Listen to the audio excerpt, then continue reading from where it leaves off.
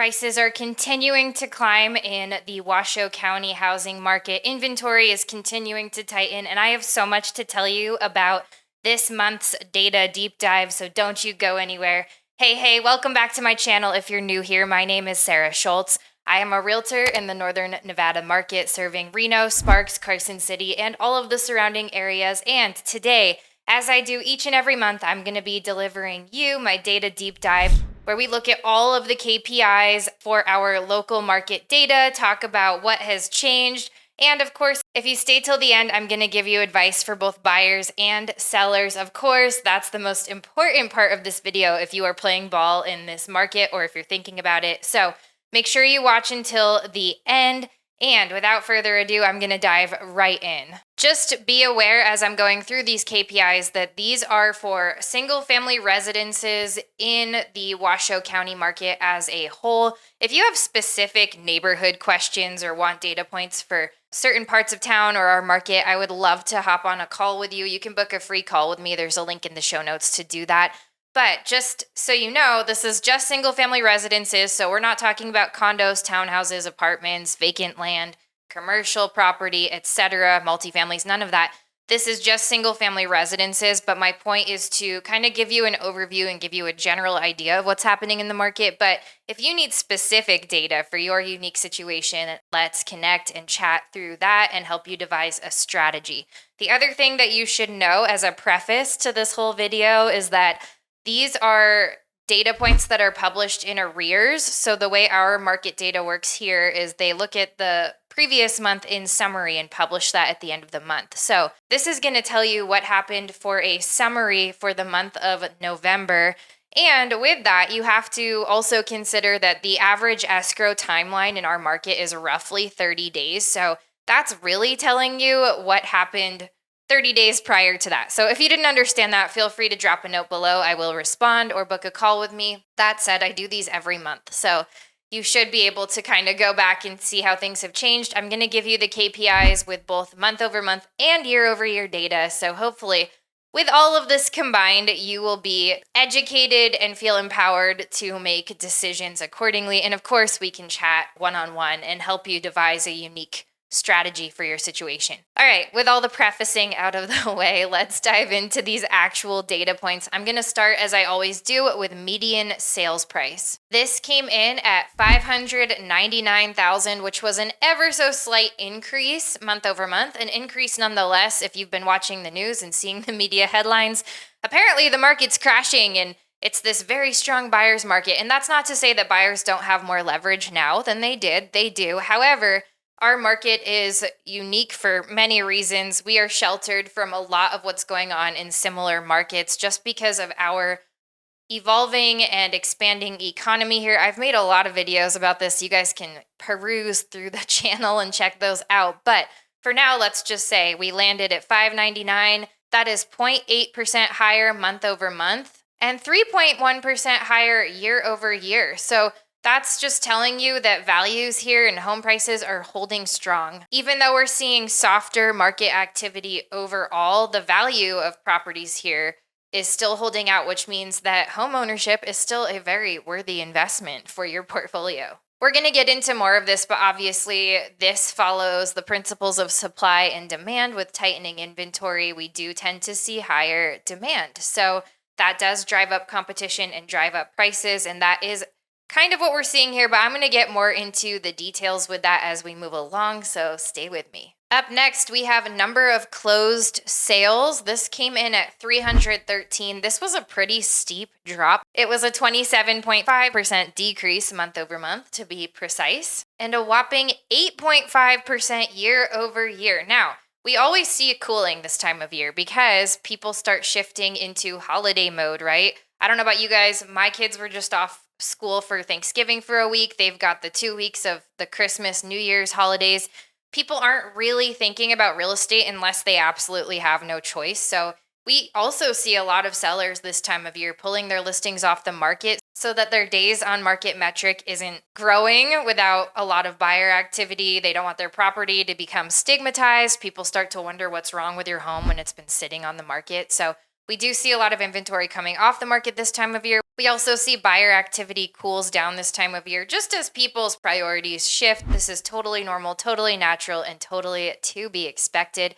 But stay with me, I have more to unpack here. Median sold price per square foot, we saw pretty much a flat number here, but it did ever so slightly increase month over month, coming in at $325 per square foot. Now keep in mind, this is sold price per square foot. This is not asking price. So sometimes, a seller will list a price at a certain amount and they're going to get usually slightly less than that. So this is the sold price per square foot coming in at $325. This is a 1.6% increase month over month and a 0.5% decrease year over year. Obviously, we're talking about median here, not average, so keep that in mind. But overall, this number has barely changed month over month and year over year. So we're still holding strong with prices and price per square foot. Therefore, we can essentially conclude that the value of properties here in our market is holding steady. Let's talk about median days to contract. If you're new here or you don't know what this metric means, this is essentially how long it takes from the time a listing is published to a time that a seller accepts an offer from a buyer, therefore putting it under contract. And that came in at 38 days. I have a lot of people that I'm working with right now that, a lot of buyers that are looking at days on market, for listings or what have you. And they're saying, well, it's been on the market for 30 days. It's been on the market for 25 days. Okay, guys, well, median is 38. So those numbers are not really that concerning to me, especially for this time of year. And actually, I would journey to say that at the end of next month, when we look at the data for December, that this number is going to grow even further. But that said, 38 days is a significant month over month increase, 7.1% higher than it was the previous month, and a whopping 25% year over year from this time last year. There are a lot of things and a lot of factors at play and to consider, so I'm going to get into more of that as we move on, but first let me deliver the rest of these KPIs for you. Number of new listings. This number landed at 315 new listings, which is a 12% decrease month over month and a 13.6% decrease year over year. Like I was saying earlier, a lot of sellers either take their listings off the market, which doesn't impact this metric actually, but the storyline there is a lot of people who can wait to sell do because they know that listing during the holiday season is less than ideal, right? Because there's lower buyer activity, lower market activity all around. And so it's completely normal to see less new listings this time of year. Inventory is continuing to tighten here. This is what this is telling us. This may have somewhat of an impact on that price increase that we saw for median sales price, median closed price per square foot. All of that comes into play. All of these numbers are connected, right? Supply and demand. These are basics of economics, but this does have an impact. On top of it being this time of year when people are really holding on to their properties, even if they want to list them, we also have all of these buyers who purchased during COVID, which, back then rates were ranging from like 1.75 to even like 4%. And so a lot of buyers who purchased back then who by the data would be thinking about upgrading and selling and buying a new home at this point are not doing so because they are rate locked, because the rate that they saw back then can no longer be found anywhere in our market. And so a lot of homeowners who would like to move up, who would like to follow the pattern of what data suggests. Homeownership is typically a 5-year or so thing where people kind of upgrade and move up the ladder. Those people are feeling like they can't because they're trapped because of the rates. There are strategies and creative ways to work around this. People who are able to can sometimes keep those first properties that they bought with the low rate as a rental, use the rental income to offset the mortgage on their upgrade. There are a lot of ways to kind of work through this exact scenario. I would love to hop on a call with you if you are a person who's like, I hate my house, but I'm trapped. And full disclosure, I'm not a lender. I do work with some great lenders though and can connect you with them and we can kind of talk through a strategy. There are ways to manipulate the puzzle pieces so that it can all work out. But enough about that. I'm going to move on. Stay with me. Let's talk about active inventory. This number tells you how many active listings are on the market and available for purchase. Again, keep in mind, we're only talking about single family residences in this video. So This doesn't include vacant land, condos, townhouses, etc. This is purely for single-family residences. This number actually decreased, landing at 873 active listings. This was a significant drop month over month, decreasing by 18.3%. And honestly, personally, this is what I think is contributing to our prices holding so strong. Inventory shortage obviously creates higher demand. There are more options on the market now than there were 5 years ago. But that said, the inventory is tightening as we move into these colder, holiday-focused months. And so buyers who are shopping are actually having to compete. I think that the story that the media has really thrown in your face for clickbait is that it's this crazy buyer's market. Sellers are giving their homes away, like, get in now, blah, blah, blah. None of that is really my experience on the ground here in our market. Buyers are having to be strategic. Buyers also have a lot of affordability challenges, even with a lot of the great concessions and price reductions that we are seeing on the seller side. Buyers are still up against mortgage rates that are making affordability a huge challenge. At the time of filming this, a 30-year conforming loan is sitting roughly at 6.2%. Now, I'm not a lender, and your mortgage rate is going to depend on so many specific things to your situation, and that's going to be loan product that you're using, down payment amount, credit score, debt to income ratio, the property itself that you're purchasing. So do not quote me on that number. This is just a ballpark, but 6.2%, though much lower than we saw in like the spring of this year when rates reached 6.8, 6.9%. It's still a huge challenge with prices how they are. So I'm not trying to be tone deaf to buyers. Affordability is a huge issue. That said, the tightening inventory this time of year is helping to keep our prices strong. Our next KPI is percent of list price received. I always say this, so I'm sorry if I'm a broken record and you watch these every month, but this number rarely changes in our market and actually, I don't really know why we even track this or why I keep talking about it. Maybe this is the last month. Maybe for 2026, we cut this part out. However, this is telling you when a seller lists a home at a certain price, what percentage of that are they receiving? That number for the closeout of November came in at 98.7%. This is a 0.2% increase month over month and a 0.3% increase year over year. The reason I say that this number is a silly thing to track is because the way that listing agents, especially listing agents who are working in the market full time and paying attention to the data and looking at comps appropriately, etc., we're listing homes according to what the market is doing. So I don't know if this makes sense to you, but basically, like if the comps are showing that a home is worth $600,000, then we're going to list pretty close to that, right? Maybe slightly under to be competitive or slightly over if your seller is a lunatic, who knows? Or if there's like upgrades or whatever, you know what I'm saying? And so getting the percentage of that, to me, it just depends on where the house was listed. So calculating like the percentage of list price received to me just seems kind of silly.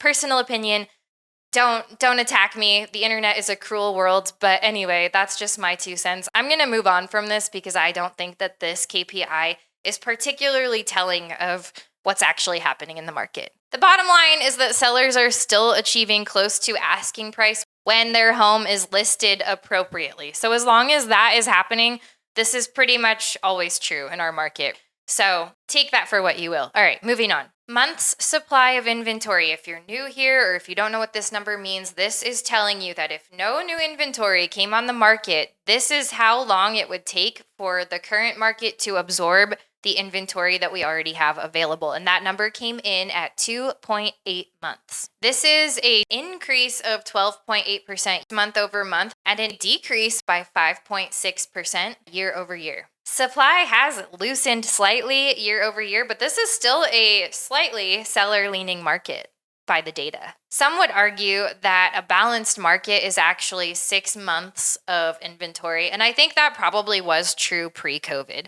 I would argue that now that we've gone through COVID, we've seen that frenzy, there's like been this whole chaotic time, and we are where we are now. I don't think that that's true anymore. I think that the cycle for buying and selling real estate has shortened time-wise, and I think that that number is probably closer to 3 to 4 months for a balanced market, which 2.8 months, we're knocking on that door. However, we're still, as far as this data is showing, we're still in a slight seller's market overall. Now, if you look at certain listings, certain neighborhoods, and I have data for every single one of those in our market, you can ask me if you're looking at a specific home or zip code. That's a good way to do it. We can actually look and see, is that specific neighborhood a buyer's or seller's market? We can craft the perfect strategy to make sure that if you are making an offer on a property, that it fully makes sense and it positions you well and the best that you can be for that specific listing. Overall, here's what this all means. You are currently looking at a market that is slow in activity but strong in pricing. Buyers have more breathing room on pace, but not much leverage on price. Sellers face longer days on market, but still strong value retention. Here is my advice for buyers. If you are thinking about selling, that's next, so don't go anywhere. And actually, unless you're buying your first home or selling your last home, you are usually both of these things at the same time. So you're going to want to hear both so that you can attempt to win on both sides of the transaction. So if you're a buyer, my best advice to you is to take advantage of this time of year. This is among the best times of year to be a buyer in any market because, as I mentioned, people who are letting their listings sit through the holidays, they're doing that because they have to. They don't have the luxury of pulling it off or waiting until the holidays have passed. Those are people who are serious and ready to make a deal. Now, the converse could be true too, right? If you're buying in this market, it's usually because you are in a position where you have to be. The good news for this time of year is that people who are coming to the table are both, in general, very much ready to be serious, to come to terms, and to make a deal that is going to actually cross the finish line. Less buyer competition in the market does mean more room for negotiations, and that can include price, but it also can include repairs and credits and all the other concessions that a seller could offer for you. That said, don't expect major price drops right now because we're not seeing that. By the data, prices are actually increasing and holding strong. And tightening of inventory does support that. Make sure that if you are financing, that your lender is running the numbers multiple ways so that you can evaluate many scenarios and make a very informed decision. Because at this point, with affordability being the biggest obstacle that I'm seeing for buyers, your monthly payment is going to be more important than the overall cost. Small interest rate shifts can actually have a much bigger impact on your monthly payment than price reductions. If you don't know what I'm talking about, here's a quick scenario, and I'm going to try to make this brief, but usually a seller credit is going to be much more impactful on the buy side than a price reduction. So let's say a house costs $500,000. For a buyer to offer full price $500,000, but to get a credit of $10,000 from the seller. So seller's still netting $490,000, buyer's paying $500,000 but getting $10,000 back. That is going to usually be more beneficial to a buyer than just taking the $10,000 price reduction. Why, you may ask? And the answer is because that $10,000, when it's given up front as a credit, is money that you can use right away to buy down the interest rate, or you can use that now, essentially, versus spreading it out over 30 years of payments. It's really going to have a very, very minor impact on your monthly payment. So hopefully that made sense. If it didn't, let's hop on a call and I'll explain it in further detail and show you actual numbers, but that should give you an idea. So focus on the monthly payment. If you're a buyer financing, I would advise that you go for credits over price reductions whenever possible. Be offer ready. You don't want to be out shopping and fall in love without your ducks in a row and not able to make an offer because there is less inventory on the market. And so it can be competitive. And also, depending on where you are getting your financing from, there are a lot of closures this time of year with holidays and such. So you don't want to fall in love on a Saturday and not be able to get your pre-approval letter till Monday. You want to have that ready. So just be sure that you're shopping with your ammo fully loaded, because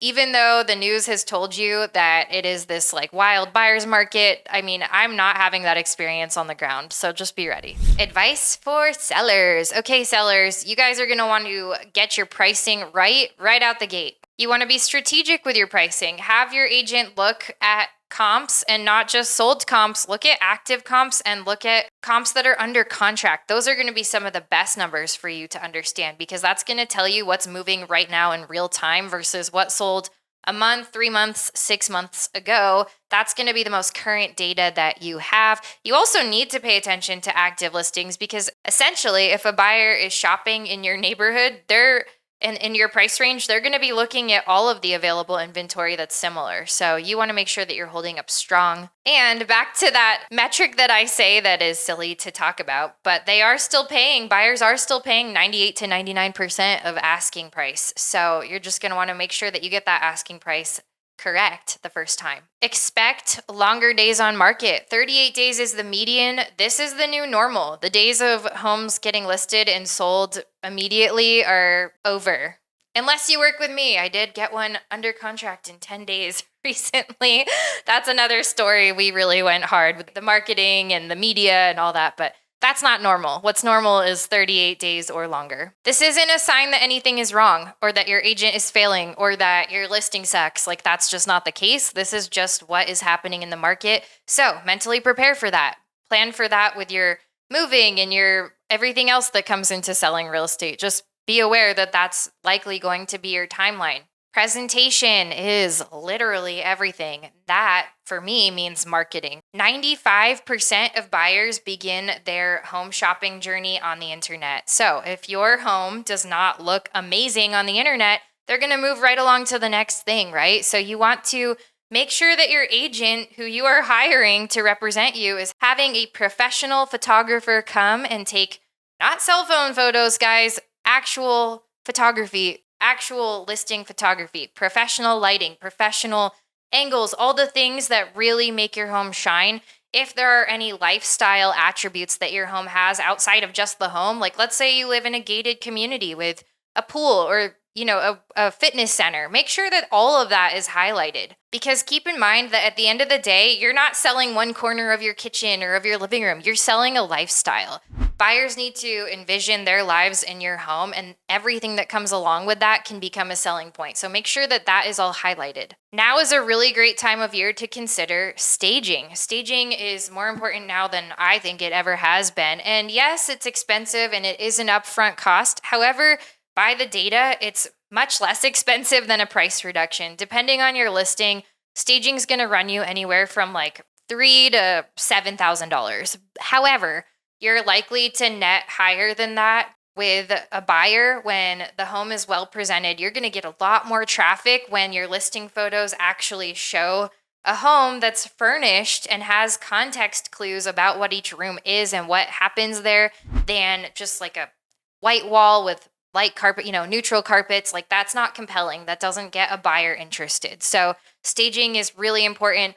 At the bare minimum, I would say if you can't afford the staging, virtual staging is a tool. I have mixed feelings about it, but it is something that at least might get some more traffic to your listing. That's only like $25 to $30 per image. Your agent should be willing to handle that for you, but that's where they use AI and actually virtually stage a listing with computer generated furniture and what have you. But at least that's going to give you some context in your photos so that a buyer understands what they're even looking at. And last but not least, if you are selling, consider offering value up front. And what I mean by that is come right out with offering closing costs or a rate buy down or some kind of seller credit. You could also, there is a checkbox on our new exclusive right to sell contracts. These are the contracts that agents sign with their sellers when they're taking on a listing. There is a specific box that says you can advertise agent compensation. So in other words, you could put 3% offered to buyer's agent. That might make a buyer's agent's ears perk up. Not that steering is okay and we don't do that. That was part of the big NAR lawsuit, but there is a box that can be checked. We'll leave it at that. I'm not going to say any more, but that is something you could offer up front. And obviously, any kind of credit to the buyer is super important. And sometimes that seller credit to cover the agent compensation higher actually works in favor of the buyers too, because sometimes a buyer's agent will have only like a 2.5% or 2%, whatever, it's negotiable, but they'll have a lower agreement with their buyer and anything extra goes back to the buyer. So there are many ways to piece together a winning strategy, but if you are selling, consider what you're willing to offer up front that could entice a buyer, because keep in mind, buyers right now are really having a challenging time in this market with affordability. That was a whole lot of information. What questions do you guys have? You can drop them in the comments below. You can also book a free call with me if you're thinking about making a move in real estate. There's a link to do that in the show notes below. It's no obligation, no pressure, no spam, just a chance to connect, see if we might be a good fit to work together. At the very least, answer your questions and help you devise winning next steps. All right, if you haven't already, please hit that like and that subscribe button. I put out new videos each and every week about the Northern Nevada lifestyle, the Reno Sparks housing market, and of course, all things to do with buying and selling real estate. Thank you guys so much for watching, and I'll see you next week. Happy holidays.